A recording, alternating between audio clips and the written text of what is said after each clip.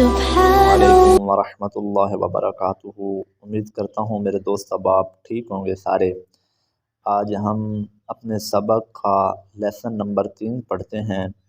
ये मुख्तसर से वक़्त में मैं इंशाल्लाह पढ़ाता हूँ। आप कोशिश कीजिए कि इसे लाइक और सब्सक्राइब ज़रूर कीजिए करा। बिरादरान इस्लाम, हमने हरूफ तरफ़िया तक पढ़ा था।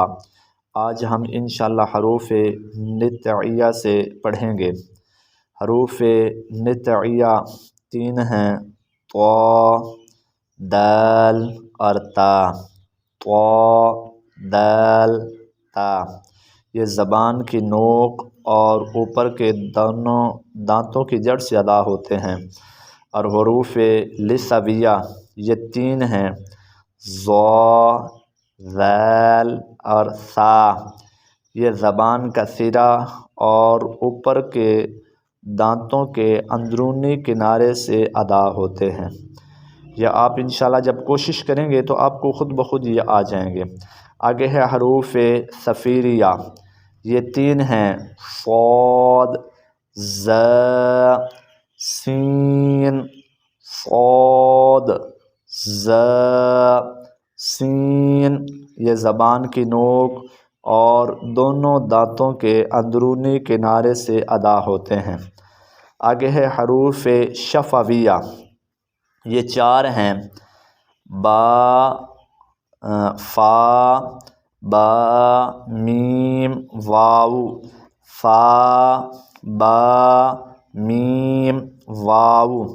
अब ये फ़ा जो है ये ऊपर के दांतों के किनारे और निचले होंठों के तर हिस्से से अदा होता है।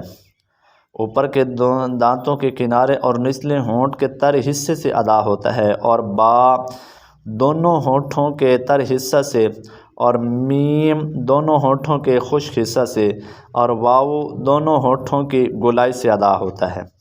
जब आप इंशाल्लाह ये सारा याद कर लेंगे, ज़बानी तो इतना कोई मुश्किल काम नहीं है। बस अब इसकी आपने प्रैक्टिस करनी है हर रोज़। 5-5 मिनट को इतना ज़्यादा वक़्त नहीं लगता। आप 5 मिनट के अंदर इंशाल्लाह टाइम निकालेंगे तो चंद ही दिनों के बाद आपको कुरान मजीद खुद ही बखुद ही पढ़ना आ जाएगा। कोशिश करेंगे। देखो ना मेरा भाई, हर काम कोशिश करने से होता है। आगे बरकत अल्लाह ताला ख़ुद डालता है, और नेकी की तरफ हम एक कदम उठाते हैं और अल्लाह ताला हमारा आगे बढ़कर हमारा इस्तकबाल करता है। तो नेकी की तरफ हमें ज़्यादा बढ़ना चाहिए, जिसका हमें दुनिया के अंदर भी फ़ायदा है और आखिरत के अंदर भी ज़्यादा सवाब है। इसलिए मेरे नबी ने फरमाया कि खैरुकुम मन तअल्लमल कुरान व अल्लमहू। फरमाया कि तुम में बेहतर वो है जो कुरान सीखे और कुरान सिखाए। बेहतर है कि आप कुरान ख़ुद सीखें और आगे कुरान सिखाएं। तो ये मुख्तसर मैंने आपको बताए हैं। अब आपने इसकी प्रैक्टिस करनी है। हरूफ नित्इया, तो, दाल, ता, ये ज़बान की नोक और ऊपर के दांतों की जड़ से अदा होते हैं। और हरूफ लिसविया ये ज़बान का सिरा और ऊपर के दांतों के अंदरूनी किनारे से अदा होते हैं।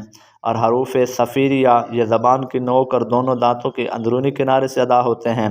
हरूफ शफ़विया ऊपर के दांतों के किनारे और निचले होंठ के तर हिस्से से अदा होते हैं। और बा दोनों होंठों के तर हिस्से से, मीम दोनों होंठों के खुश्क हिस्से से, और वाव दोनों होंठों की गुलाई से अदा होते हैं।